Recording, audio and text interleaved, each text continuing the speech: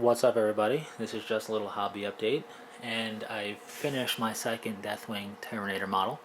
I haven't had a Deathwing Force in a little bit, and the one I did have was an old pre-Heresy Deathwing style of Force.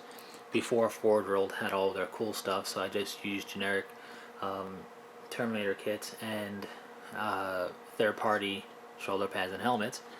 And I wanted a Deathwing Force again for a while. I decided to go post Heresy. The Deathwing kit is fantastic, so that's what is at use here. So the Stormbolter Power Fist was my first guy. He was my test model to kind of figure things out.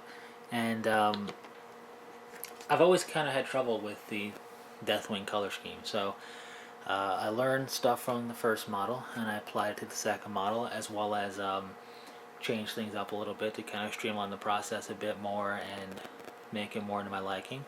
For example, black base coat, and the second model I did a gray base coat because black took too long to cover over for with Xandri Dust and Ushabti Bone. And then instead of doing a Agrax Earthshade wash over the entire model and then repainting Ushabti Bone over that, leaving it out of the recesses, I just did the Ushabti Bone and then took the Earthshade on a fine detail brush and I painted it where I wanted it to be in the recesses and everything manually, and I think it came out a lot better. I think it looks a lot better that way. So, and elsewhere on the model, but that's a good place to show as an example.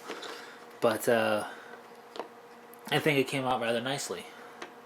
And what's always funny with the Cyclone missile launcher, which is still kind of blurry, is when you look at the model side by side, like this, it doesn't add too much, but when you just look at them like you would at the table, he seems so much more massive with a Cyclone missile launcher, and he is a good deal bigger in terms of surface area for sure. Now, I really paid attention to the mold lines on both these guys, and I've gotten better at scraping off mold lines and really prepping the model for paint. And I did the arm separate from the body and the Cyclone missile launcher separate from the body as well. So the legs, or the leg, yeah, legs, because you have two legs. I had a brain fart there. The legs, the torso, and the head were one piece. The arm and their respective shoulder pads were separate, and the Cyclone missile launcher is fully built, but it's separate as well. And then I put it all together after everything was painted. You could get away with the Thunderhammer arm being on the body, but I really suggest keeping the Storm Shield arm separate. That way you can get to everything a lot easier. It'd be really hard to get in there with a paintbrush. So, random tip for you there. And really just pleased with how it came out.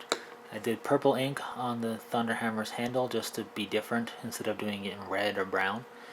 And I'm really pleased with how the Storm Shield came out. I had some worries with that when I was working on it, but it came out nice in the end, so do like that.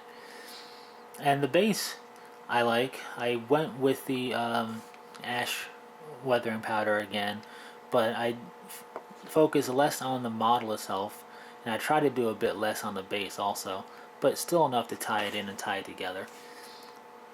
This resin chunk here is a byproduct from a Forge World model from Tiberos, actually. One of his arm bits were on there, I believe, or something was on there.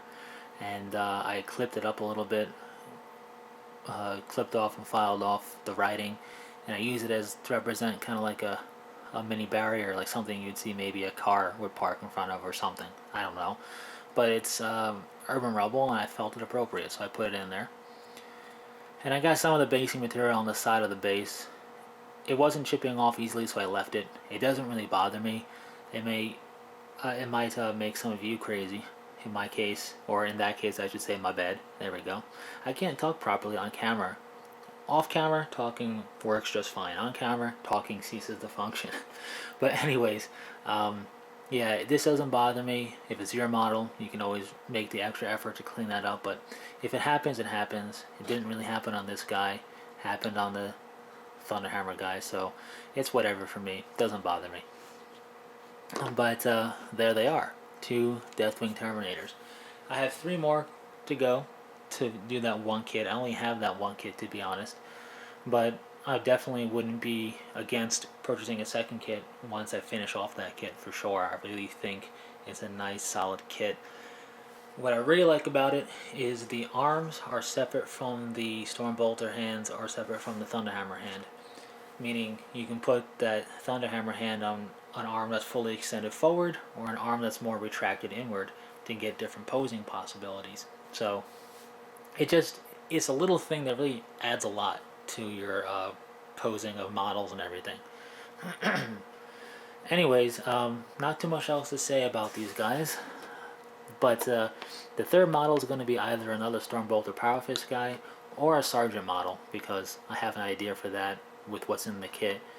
That might be fun. So we'll see. Not 100% sure just yet, but either way, I'm not going to work on it right away. I'm working on some other stuff in between that. So once I get those wrapped up a bit more, or some of those things kind of at a point in which I feel like I can start working on something else, I'll start working on the third Deathwing model. But definitely learning as I go.